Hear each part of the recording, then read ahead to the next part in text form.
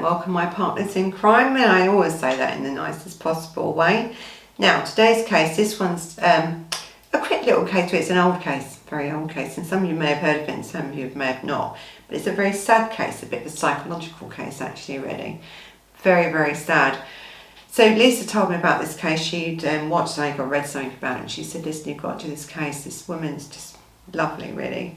Now, this is Blanche Monnier case, and she's a French case, okay? French names, gosh, here we go again. So, but she's often known as, I think, the confined woman of Porteress. So it's in French, it's something different. So she was this young girl, and she was secretly kept inside a little room in the attic by an aristocratic mother for 25 years. For 25 years. Now it's shocking, really, right? So the story goes you see the picture of this girl, she's an absolutely stunning, beautiful girl. So she was a young lady from a very well-to-do French aristocratic family in France, and she was stunning, and she was in love with a lawyer. So and in them days, probably even in these days, because lawyers don't earn that so much money now, but anyway, in France, this aristocratic family of hers said, you can't marry him because he hasn't got a lot of money. He's a lawyer. And I think the brother may have introduced her to him because he was a graduate, I think, of law anyway at the time, or just graduating law, and I think that's where she met him. But it wasn't good enough for her to marry. Now remember, in this sort of time, we're talking about 1800s, 1849 time, I think she was born, and I think she died in 1913, so this is a very old case. Especially aristocratic families and with women who would have ended up with some title or some money or some property. Women didn't own it in them days. You'd get married and that would go to that. So you would usually join your wealth together. So this family weren't having none of that with this girl. But I think she really loved him, you see. She was in love with this man. And she had this outgoing, beautiful personality. Everyone that ever saw her said how beautiful she was, inside and out. And all of a sudden one day, she disappears. She disappears. And the man actually, saying that she was going to marry, the lawyer, up and coming lawyer, also died in mysterious circumstances a few years after that. So, you know, we don't know. Not saying anything because we don't know, but he also died in mysterious circumstances. So, their family, this girl's family, this Blanche, I love the name Blanche, her family, her brother and her mother, are telling people she's run away. She's she's gone. We don't know where she is. Missing. For years. Well, she wasn't. They'd shoved her up in the attic in this large house. These aristocrats gave her a load of money, thinking that she was doing the wrong thing by marrying someone beneath her with less money. But they're going to lock you up in like an attic room for 25 years and literally torture you, because not only is she in an attic room, there's no light. They've blocked up all the windows, locked the door, and literally forgot about her. She was thrown a few crumbs of bits and pieces. She was never given anything. No love, attention, she never spoke to anybody. She was, 25 years. These people downstairs lived their life, got on with it. And all the time telling people that this girl was just gone. Now these people were aristocrats, right? They had money. That means they had staff. Even the staff knew this girl was there. No one said anything. No one did anything. For 25 years of her life she spent in this dark room with no one. And then all of a sudden, after 25 years, comes this letter to the police saying, you need to look in this house because there's this girl in there, being kept captive in there, and has been for many years. So the police, they then go into the home, they raid it. So you have the mother sitting down there, in all their glory, and the brother, and they go up to this attic room to find this girl in the most terrible state. Actually, their investigations actually had to cease because the stench of the room, after years and years of not being cleaned. Anyway, this letter, it states that, it says, because in them days they wrote lovely, didn't it? I have the honour to inform you of this extraordinary, exceptions, this serious circumstances going on here of this, spinster who is locked up in Madame Monnier's house, half-star, and living in a putrid litter for the past 25 years. So someone who's done this, wrote this anonymous letter, and they never found out to this day who wrote this letter.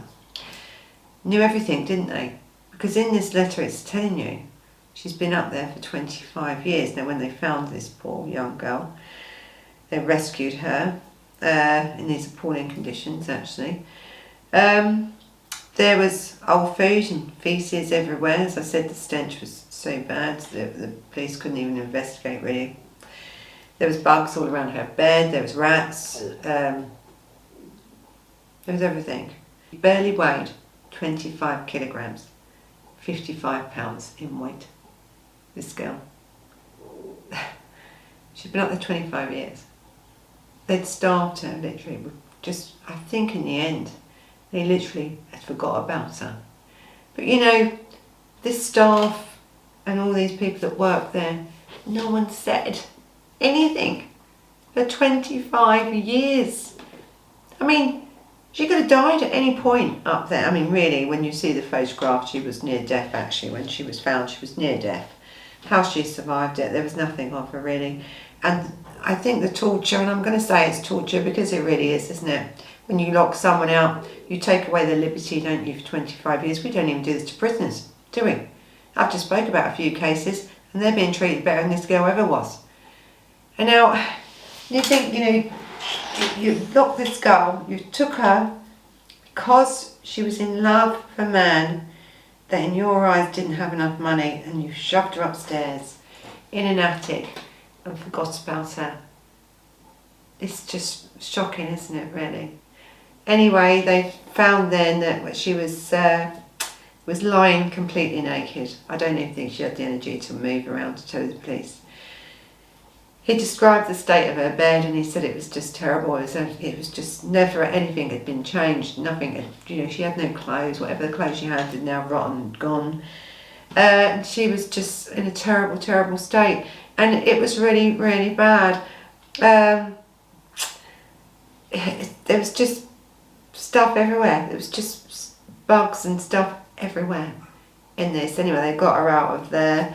But they had to be really careful, didn't they, you see, because you can't just take someone who hasn't seen the light of day for 25 years, or anybody had any conversation or anything like that for that time, into a situation. She didn't know who these people were. By this stage, she's lost her mind. She's actually now is severely anorexic, which also affects the mind. She's also now got schizophrenia because of the trauma and the stress, and that's what's brought it on. That's what they think brought it on. She was also known at that point to even where they'd put her actually into, finally got her into an asylum, mental asylum, because that's all that could happen to her actually after that. Because, once they'd got her out, and the girl was absolutely so traumatised with life at that point. The experiences that she experienced as this young, vibrant girl who was in love, to be locked in this room for 25 years and lost all that. It's enough to drive you mad, isn't it? And that's, I think, what it did to her. It drove her mad. Plus the starvation was enough really then to still do the body and stuff, and the mind. Terrible, terrible damage. And this is what happened to this poor girl. And because she hadn't had any clothes and stuff, She used to, even in the asylum, she would remove her clothes and stuff. She had no idea of how to act or anything anymore. And that's what her mother had done to her. Now the mother was going to go to court, she was going to be taken to court, and she died 15 days actually after she was arrested. And because of course the society went mad, because these people, you see, in these days only ever thought really about what other people thought about them. Society was this thing, wasn't it, where everything was for show. And so this is why they locked her in the cupboard, to stop this embarrassment of her marrying a lawyer at the time who they felt didn't have enough money. But when it came out that they had done this, the shame and everything, and also the people were absolutely going mad trying to get to this woman. She actually died. And then the son, he was arrested as well. But the problem is with them days as well, I think they did arrest him and charge him with that because he knew about it but didn't say. But there was no laws at that time that they could enforce on that. So if there's no law in place that you have to say about someone being captive and you know about it, there was no law, so they had to release him and let him go. I don't know how his life ended up, but it probably wouldn't have been very good because everyone knew what he'd done.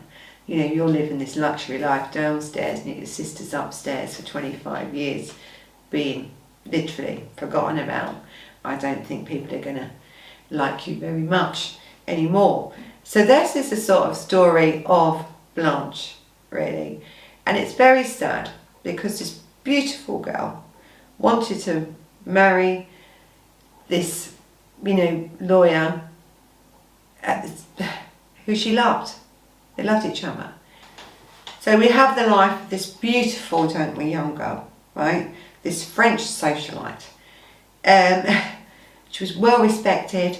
The family was well respected.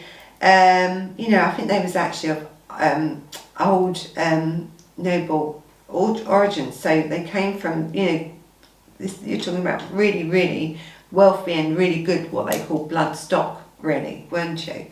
So in 1874, I think, was when she was renowned for this physical beauty and also attracting, and plus that she would have been a great suitor, you see, for this family to then extend to other families with lots more money. And this is then what made them put her away. So I think in 1874, at the age of 25, that's it, she was gone. And 25 years later, she was found in this absolutely terrible state. Terrible state. There was films made about it. I think there's a movie, isn't there, called something in the Attic, Flowers in the Attic, which is like the English version of it, where they had 2 children and they'd lock them in. But I think it's slightly based on this story as well, and that's where they had the 2 of them. But this girl was actually on her own in there, and it left this girl, didn't it? Really terrible and that. So there's been a lot of writers about this. I think there's another movie actually that's been done about this, and lots of people talk about Blanche because I think of her beauty and how this was allowed to happen in them times, and probably how we should remember these cases. And I think everything you read about Blanche, people, you've got some of them, as some people that say things about, because when she was found, she was a totally different person to what she was when she went in, and they use her photographs from that for different sort of reasons. But her younger photos, I've never really read anything about Blanche that people don't feel sorry for her, feel sorry for the life. It's a heart-rending sort of case, this one, because she ended up dying in 1913, I think, in an institution. Her life was never the same, was it? She was 64, I think, or 63 when she died. And it was quite a terrible death, to tell the truth. But she had a terrible life, didn't she? She had a terrible life. And the thing is, when you have schizophrenia in them days, you had other illnesses like anorexia and stuff, There was no help for you. Listen, there's no cure for schizophrenia now. There certainly wasn't in them days. And so this girl, her mind would have tortured her.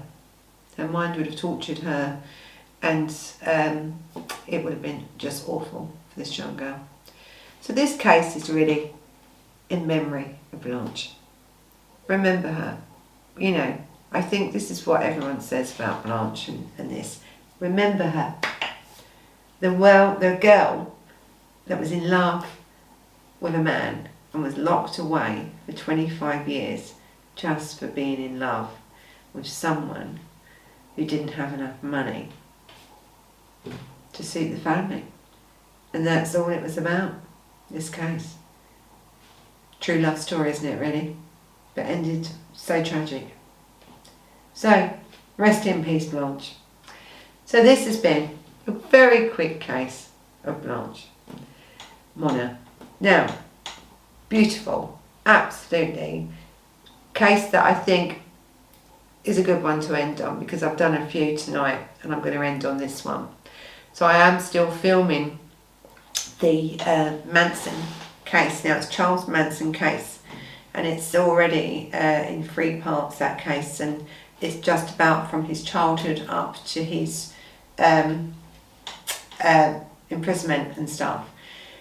The actual case of the Manson family is broken into so many segments. So I've started off with Charles Manson, then I'm going to go on to Tex, and then on to the girls, until you get the full picture of what went really on. So Charles Manson is, as I say, 3 videos already before we've got on to Tex. And so this will be a good trilogy, you know, just even trilogy, it's going to be like loads of them. So there's other cases coming up as well. So there's lots happening on Murder Analysed, and probably by the time I put this out, we'd have reached 10,000. So thank you, thank you, thank you, thank you very much. So you know what to do. You know, thumbs up if you liked it. Hit the like button. You can subscribe, because you know, just because we're at 10, we don't want to stop. Let's get up there.